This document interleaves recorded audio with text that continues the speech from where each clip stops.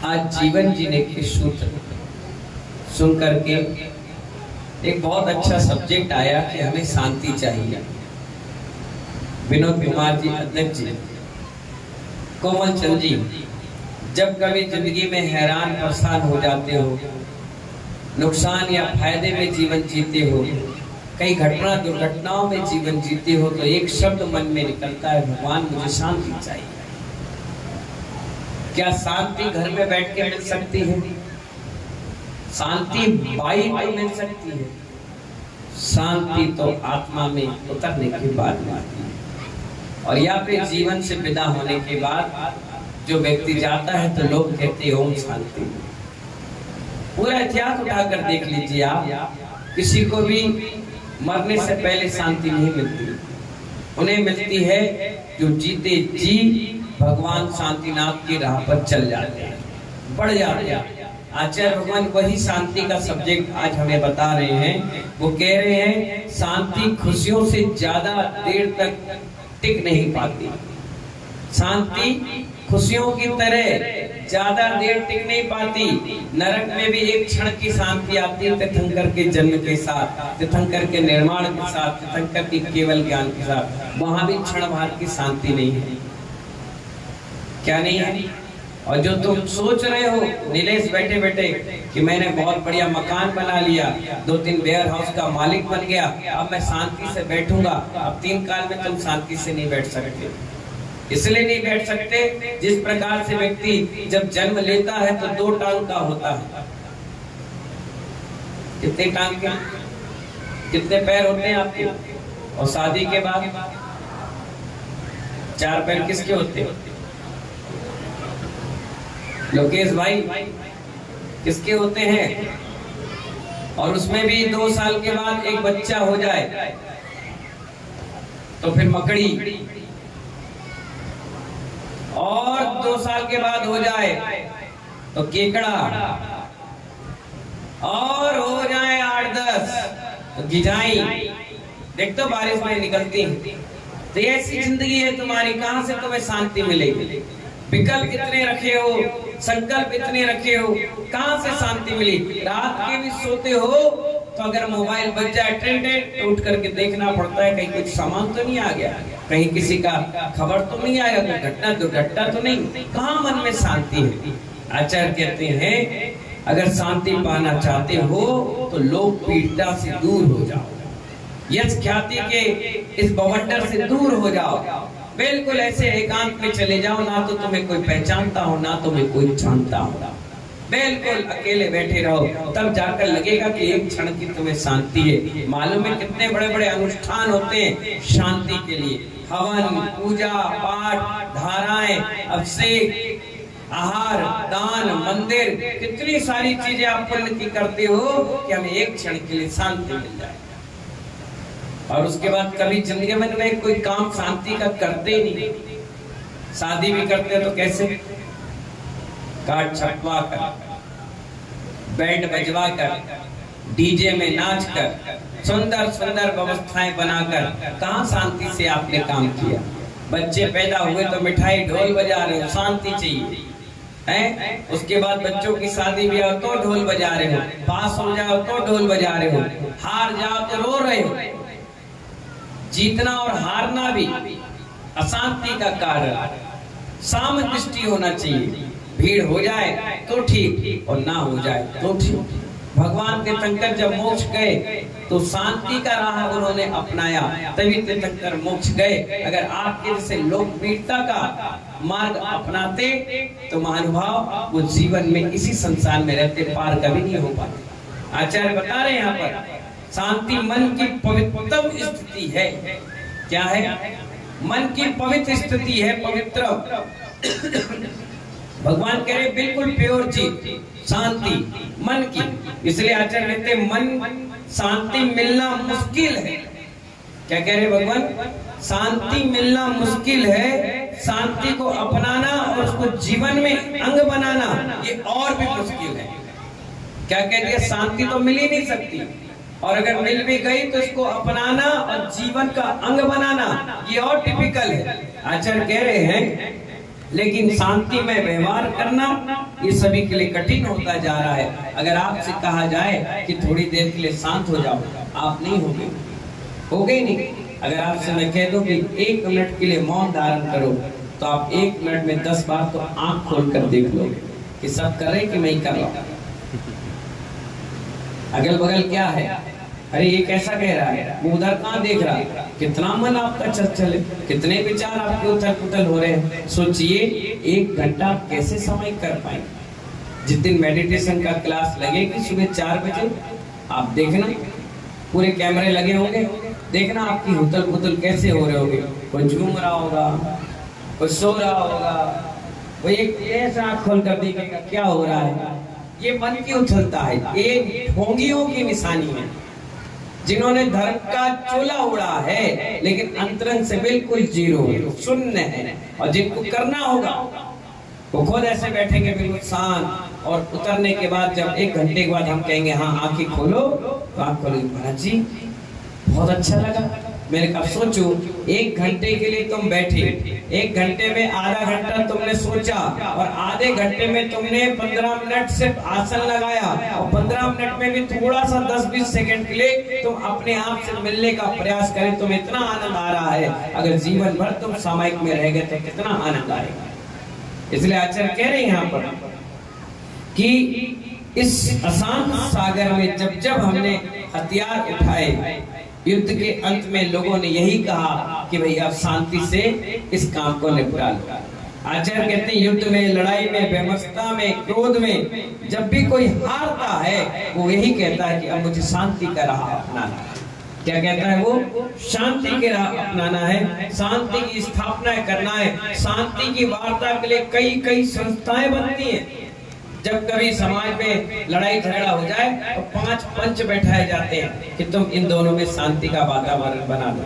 तो महानुभाव, हमारे भगवान महावीर, बुद्ध, नानक, जीसस, जितने भी लोगों को याद किया जाता है उनको सिर्फ शांति के लिए याद किया जाता है।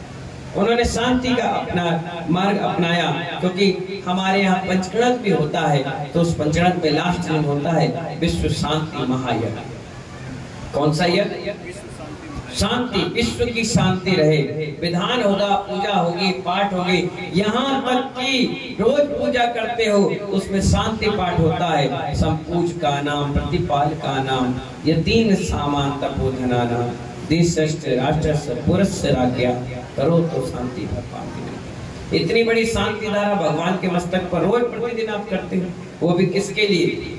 सिर्फ शांति के लिए। और शांति के लिए आप क्या करते हो? ये सारे ढोंग करते हो लेकिन अपनाते नहीं हो। करते सब क्रिया हो, एक नहीं छोड़ेंगे। अगर आपसे कह दिया जाए कि आपको शांति मिलेगी, रात के 12 बजे से यहाँ से ग्वालियर तक आप एक झंडा लेकर पैदल चलो, आप वो भी करोगे। क्यों? क्योंकि आपको शांति चाहिए, अपनाना नहीं है।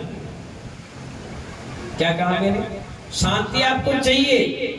एक कोई दुकान की चीज है कि खरीद के 5, 10, 50 बोरा रख ली घर में और रोज आधा किलो खा लिया और कहने लगे हमें शांति मिल गई। नहीं मानूंगा, अपनाना पड़ेगा। जो मार्ग बताया गया है शांति का, उसको अपनाना पड़ेगा।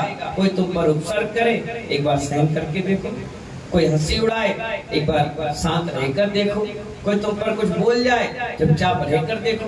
वो चुप, वो शांति, वो मौन, यही बूंद बूंद इकट्ठी होके विश्व शांति बनेगी। क्या बनेगी? अगर हल्का सा कोई व्यक्ति आपको भीड़ में धक्का दे जाए, आप देख लो शांति कहाँ है। यहाँ पर आप बैठे हो, इतनी भीड़ है, आप बैठे हो और आप उठ करके पीछे जाओ और कोई अचानक से महिला वहां सरक जाए, बस कहाँ गई शांति आपकी? वो वहीं से जैसी देखेगी कि मेरी जगह भर गई, वो वहीं से दमदमा कर चली आएगी। क्यों? किससे पूछ कर बैठे? जगह खाई थी, हम बैठ गए, चलो सरको। और वो भी दुष्ट जैसी निकली, चुड़ैल जैसी, नहीं सरकेंगे, जाओ। एक शांति थी और दूसरी क्रांति थी, नहीं हटेंगे, जाओ। क्यों नहीं हटोगे? क्यों हटे? तुमने खरीद दी क्या? नहीं खरीदी नहीं, हम बैठे थे। बैठे थे तो क्या रजिस्ट्री हो गई क्या? नहीं हटेंगे। अब दूसरी पीछे वाली कहेगी तुमने दोनों लड़ना है तो पीछे चले जाओ, हमें सुनने दो। अच्छा तू और आ गई, तूने बिठाया होगा, आ जा निपट ले, चले हो गई शांति। सुबह शांतिनाथ विधान करके आई, कल पंचगणाक में विश्व शांति यज्ञ करके आई, पूजन में विश्व शांति के लिए पूरे अर्घ बोल के आई, और यहाँ पर पूरा लीपा पोती करके खत्म करा। तुम क्या जेंट्स कम हो क्या? बहुत हंस रहे हो, सोच रहे हो यही शांति, ये शांति है तो तुम शांतिनाथ। ये पति भी कोई होशियार ऐसे थोड़ी ना है, ये भी बहुत होशियार। तुम देख लो, 1 रुपए के लिए लड़ मरे, 98 के लिए लड़ मरे, 100 रुपए 200 के लिए सर फोड़ दे, जबकि 100 250 10 5 रुपए में किसी का कुछ नहीं बिगड़ने वाला। अगर ये आज तुम्हारे पास है तो दूसरे के पास।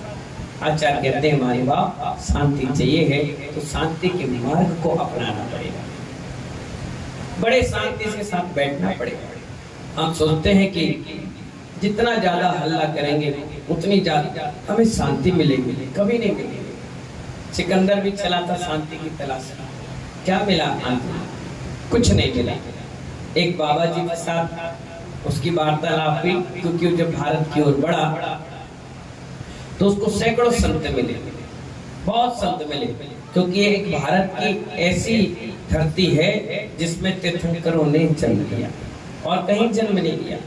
इसीलिए यहाँ ये धरती बड़ी पूजित है उनके कण से, उनके पदरस से। तो सिकंदर से जब एक साधु की भेंट हुई तो वो उनसे कह रहा था, चलो मेरे साथ। कहाँ? यूनान। उन्होंने कहा नहीं हम तो जाएंगे। बोले बहुत पैसा मिलेगा, दौलत मिलेगी, चलो। मेरी माँ ने कहा एक संत को लेके आना। बोले नहीं मैं नहीं जाऊंगा। अरे चलो, मैं सिकंदर सम्राट बोल रहा हूँ। बोले बोलने दो, उससे क्या करना, हम नहीं जाएंगे, मना कर देंगे। आखिरकार सिकंदर ने कहा सुनो हमारी बात मान लो। बोले नहीं पहले मुझे ये बताओ तुम यहाँ क्यों आए हो? बोले विश्व विजयी बनने के लिए, विश्व विजेता बनने के लिए। विश्व विजेता बनकर क्या करोगे? बोले शांति से बैठूंगा, आराम से खाना पीना खा के रहूंगा। बोले अगर विश्व विजयी बनने के बाद तुम शांति से रह लोगे तो तुम्हें एक कर्तव्य दिखाते हैं, देखो। उन्होंने कुत्ते को बुलाया और 2 रोटी खिलाई। कुत्ता चुपचाप शांति से बैठ गया। बोले इतने सारी हिंसा करने के बाद तुम्हें शांति मिलेगी, ये देखो 2 रोटी खाकर कितनी शांति से बैठा है। 2 रोटी में शांति से अगर बैठना लिखा है तो इतनी मारधार और लड़ाई झगड़ा करने से क्या मतलब था? कितनी बड़ी शिक्षा एक संत ने उस सिकंदर को दी। उस सिकंदर ने उस संत को यूनान ले गया, कहने लगा कि आप कितने बड़े संत हैं जो आपने मेरे हृदय को परिवर्तन कर दिया। लेकिन वो संत बहुत बड़े भविष्यवक्ता थे, उन्होंने सिकंदर से भी कह दिया था कि तू मुझे ले जा नहीं पाएगा, और वही हुआ, वो आधे रास्ते में एक्सपायर हो गया। आखिरकार वो संत यूनान पहुंचे और दिगंबर संत थे, महानुभाव, कल्याण मुनि नाम था उनका। और जब वो वहां पहुंचे तो खूब धर्म का प्रचार किया। आज भी यूनान में उनकी चरण छतरी बनी है और लोग उनकी समाधि दिवस पर बहुत सुंदर वहां कार्यक्रम भी रखते हैं। कहने का मतलब ये है शांति पैसे से नहीं मिलती, शांति बंगला, पैसे, रुपया, गाड़ी और परिवार से भी नहीं मिलती। शांति तो हमारे अंदर है और अपन को अपने अंदर ही खोजना पड़ेगा। कभी इत्मीनान से 5 मिनट बैठा करो, सारे विकल्प छोड़ करके अपने आप से बात किया करो, अपने बारे में सोचा करो। 1 सेकंड, 2 सेकंड, 10 सेकंड, 20 सेकंड, जितना आप अपने को संकोचित कर लो, जितना छोटा और विचारों को छोटा करते हुए बैठ जाओ, आपको कहीं ना कहीं ऐसा टच होगा कि नहीं मुझे बहुत अच्छा लग रहा है। जहां आपने कहने लगा कि मुझे बहुत अच्छा लग रहा है, बस वही शांति। अब इस पंचम काल में तो यही अनुभव कर लो। अब इससे ज्यादा चाहिए है तो महानुभाव चौथे काल में जन्म लेना पड़ेगा, जब तीर्थंकर खुद साक्षात तुम्हारे सामने वहां बैठोगे, उसकी विशुद्धि अलग मिलेगी। अभी इस पंचम काल की जितनी विशुद्धि है उतना ही ले लो। इसका अनुभव अगर आपने कर लिया तो कालांतर में जब कभी समाधि संलेखना लोगे तो ये अनुभव उस दिन आपके काम आएगा। इसलिए आचार्य कहते हैं प्रधात को जोड़ने से कोई शांति नहीं मिलती, परमात्मा से जुड़ने से शांति मिलती है। इन्हीं मंगल भावनाओं के साथ महानुभाव जीवन में बहुत तुमने कमाया होगा, एक बार शांति का मार्ग कमा कर देखो। एक बार उस मार्ग पर बढ़कर देखो जिस मार्ग पर तीर्थंकर बढ़े। कोई ना कुछ तो रीजन होगा, तभी तो इतना धन दौलत वैभव को छोड़कर वो इस मार्ग पर चले गए। कभी कभी पति पत्नी की लड़ाइयों के बारे में मैं सुनता हूँ या कोई मेरे पास मैटर आता है तो मैं अपने आप पर हृदय पे हाथ रखकर कहता हूँ अपन बच गए, अपन बच गए। अच्छा हुआ जो शादी ब्याह या बच्चे परिवार के चक्कर में या दुकान मकान के चक्कर में नहीं पड़े, बचपन में अपन ने दीक्षा ले ली। अगर पढ़े होते तो उनकी जगह अपन भी कहीं खड़े होते। यहाँ पर जितने लोग हैं अगर उनको एक रजिस्टर कॉपी दे करके भेज दिया जाए कि आप अपनी जिंदगी से खुश हो, तो नीचे आएगा 0। क्या आएगा? 0। ये शादी का लड्डू है, जो खाए वो पछताए और ना खाए वाले का ये पछताएंगे। हमको पछता रहे क्या? जो खाएगा वही पछताएगा, जो ना खाएगा वो हमारे तरह अच्छा रहेगा। हाँ, जो संसार में है, ग्रस्त में है, उसको लगता है कि मैं पछता रहा हूँ, लेकिन जो साधु के मार्ग पर बढ़ चुका है उसे कोई मतलब नहीं रहता। उसे ये लगता है कि चलो इतनी बड़ी हिंसात्मक चीजों से, इस कलुषित परिणाम से तो अपन बच गए, कम से कम शांति से बैठे हैं। टाइम से पानी आ जाता है, टाइम से माइक लग जाता है, टाइम से सेवा वाले आ रहे हैं, टाइम से सारी व्यवस्था हो जाती है। अगर घर में होते तो पानी देने वाला भी कोई नहीं होता। कभी कभी रानो रोटी और सब्जी लगाकर राखी चली जाती है और एक गिलास पानी रखकर चली जाती है। उसके बाद जब पानी पी लेते हो तो गिलास ही बजाना पड़ता है, टक टक। राखी के क्या हो गया? वो अब मन में सोच रहे बोले कि नहीं बोले, कुछ बोल देगी तो भाई रोटी जो यहाँ फंसी ना उतर भी नहीं पाएगी। तो पानी दे दो, रखा ले लो ना। अच्छा वही तो कह रहा था, कहाँ रखा बता दो। मतलब इतनी हिम्मत भी नहीं होती कि जिसको कमा कर ला कर दिया है उससे एडजस्टमेंट करके यही कह दे कि भैया मैं इतनी दूर से आया हूँ, कमा के आया हूँ, थक कर आया हूँ, तो एक लोटा ही पानी रख दे भैया, एक जगह रख दे। कई बार तो महिला ये कहती है वो रखा है, खा लो पी लो और सो जाओ, अपने पास टाइम है। और पति भी इतने सुंदर विचारधारा के होते हैं, कोई बात नहीं। अभी हम बाहर शेर थे, अभी दुर्गा जी सवारी कर देंगे तो फिर नीचे ढेर हो जाएंगे। इसलिए भैया जैसे है ठीक है, परिवार है, कोई बात नहीं। कई बार चौके में आते हैं ना, हम कहते हैं बुला लो उनको, तो आवाज भी नहीं निकलती, आवाज भी नहीं निकलती। देखना चौके में कभी वीडियो शूटिंग करके देखना, इशारा करना, मतलब बोल लो, गुस्सा हो जाएगा।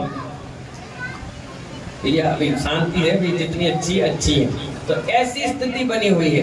अपन कई बार सोचते हम खुद बैठ करके बहुत अच्छे थे वैष्णव सागर, तो तुम बचपन में निकल गए, अगर फंस जाते तो ऐसे आज रोते होते।